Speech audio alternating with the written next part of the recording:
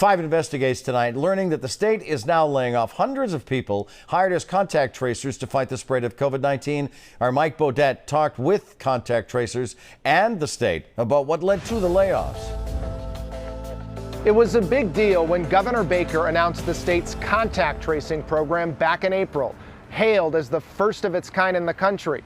But now, just a few months in, with the number of COVID-19 cases dropping, the state is laying off hundreds of people.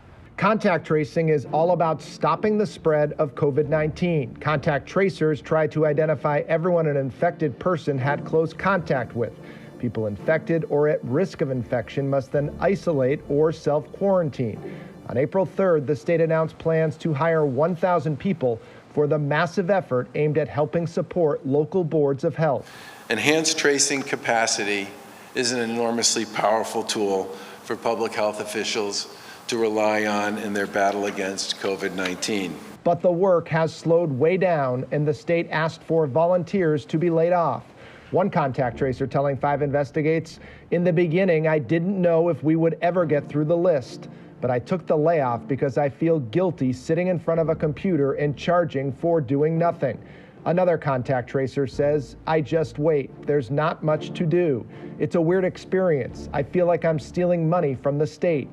Emails obtained by 5 Investigates reveal approximately 200 people volunteered to be laid off and will be leaving on or before Friday, June 26th.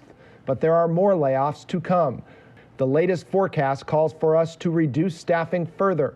We will be informing those individuals whose positions are being eliminated by Monday, June 29th. The Baker administration tells 5 Investigates, due to a declining number of cases and identified close contacts in the Commonwealth, in the coming days, the CTC is planning to adjust the number of tracing staff to reflect these numbers.